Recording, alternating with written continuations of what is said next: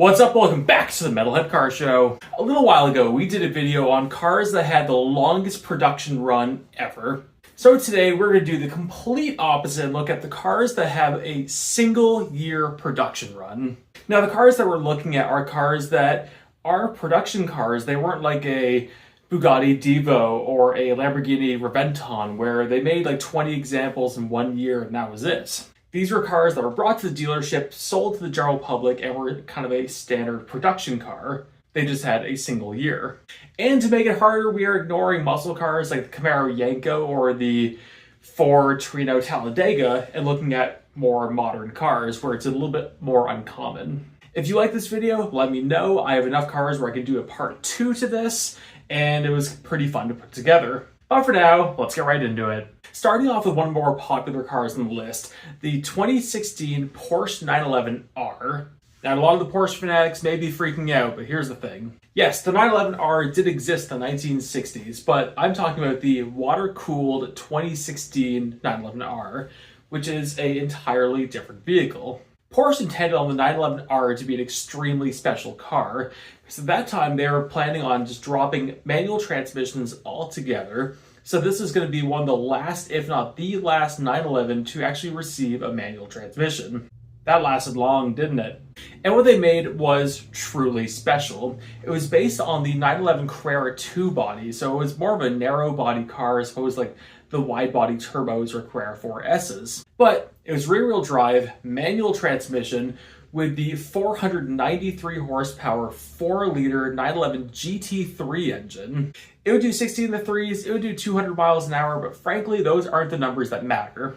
It isn't even the thing that matters. What matters was how this felt. This was a lightweight car, and that was Porsche's whole goal with this. So even at lower speeds, it was fun to drive. Porsche even removed a lot of the sound deadening for this car, so you can just hear all these small little things that you don't normally hear from cars running that you could in this. It just made you feel a bit more connected to the car when you're driving it. So at any speed, it was a fun and special car to use. Half the reason they went up to like $600,000 shortly after they came out.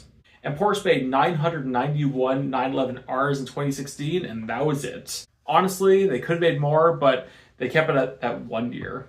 On to something completely different.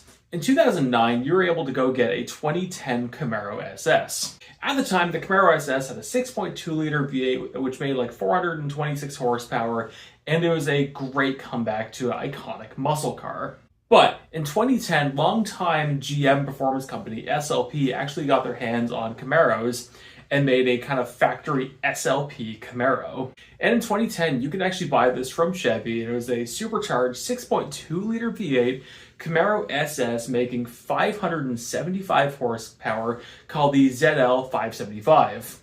This thing was an absolute beast because when it came out, again, the Mustang GT was only making 315 horsepower, and the GT 500 was a little bit behind, making 540 horsepower. Respectable numbers for the day, but the Camaro was winning. What's funny about this, as cool as it was, it didn't really get that much love because it was pretty low production. They only made 250 of them in 2010, and everyone kind of looked at it as not really a special Camaro to go buy, but more of a test mule for what was going to be the new Camaro ZL1. They look somewhat similar, they made similar power, so it's not a crazy thing. Nonetheless, it's a super cool car, they totally could have made more, and they only made it for 2010.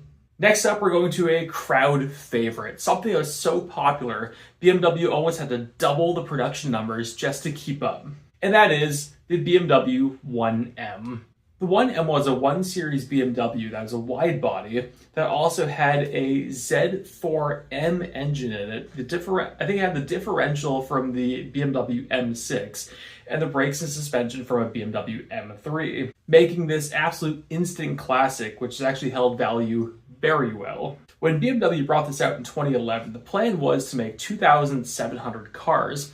But people loved it so much and it got such a great reaction that they ended up increasing production to 6,309 cars. Still a rare car, but it's also even more rare that companies need to do that. And like the other cars, they totally could have made more, but they capped it at 2011 and eventually moved on to the BMW M2. The M2 is technically better than the 1M, and it definitely has the same essence and vibes as the 1M, but it'll never be quite as special as the 1M. Next up, we're going to something that's a little bit more obscure, but nonetheless still very cool.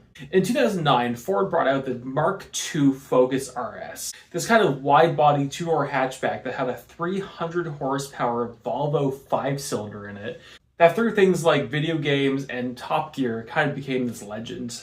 But in 2010, they made a slightly crazier version of it, the Ford Focus RS 500. Now, the 500 stood for its production number, which obviously, as you've gathered, is 500. But it also came with a matte black paint job and an additional 50 horsepower to the already berserk 300 horsepower 5-cylinder. What even is torque steer? Well, when I put my foot down, hands off, here we go, and yeah, we've turned right. Not just was this a super low production Focus, but it also was a very popular Focus when it came out. Now, despite it is the most obscure car in this list, possibly, this thing sold out in 12 hours. For a Focus that was definitely marked up and low production, it had a paint job that was kind of a pain in the ass to maintain, it sold so well and people were right into it.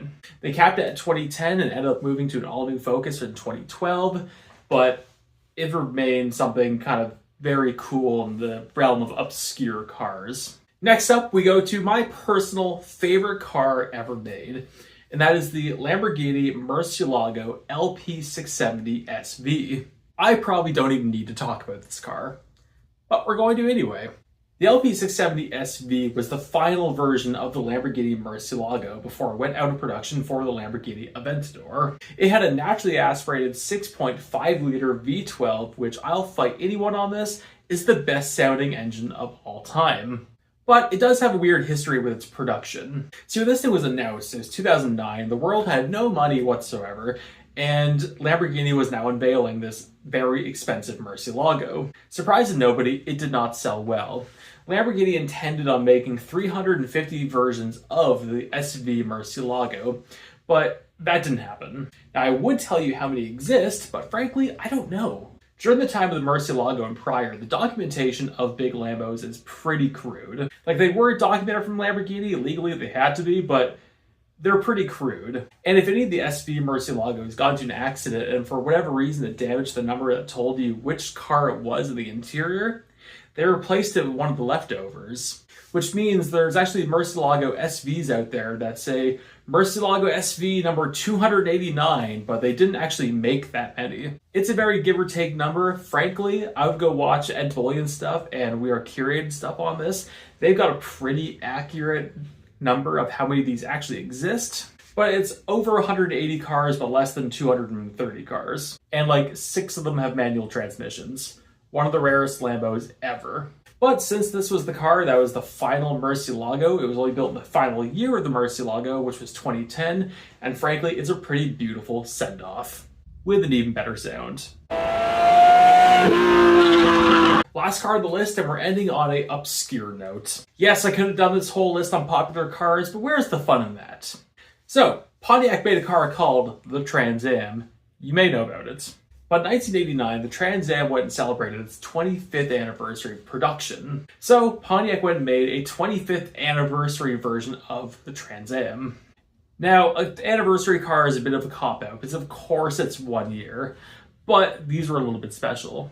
Something that only the anniversary car got was a very particular engine option. Now, they all came with a standard engine option of a 6-cylinder, which made like 5.5 horsepower, along with a 5.7-liter V8. But the 25th anniversary had another option that's a little bit more special. You could also get the Turbo V6 from the Buick Grand National. It was claimed to make about 250 horsepower, but in reality, it's about 300 horsepower. Because of course, you couldn't have a turbo V6 Firebird making more power than the Corvette.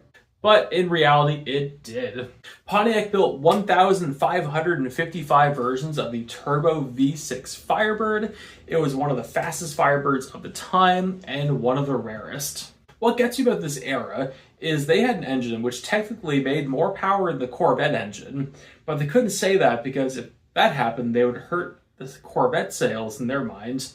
So they lied about the horsepower. But what they didn't do is realize, hey, this V6 is making more power than their V8s do, and we want the V8 to be the big boy option. How about we make the big boy engine make more power? It's clearly doable. Let's make it happen. But anyway, that's 6 cars that had a single year production run. But I want to know, what do you think? Are there any cars on this list that surprised you? And if you liked the video, let me know. I'll do a part 2. Thank you all so much for watching. Like, subscribe, enjoyed the video you've seen. I tend to post a couple times a week, and I'll see you later.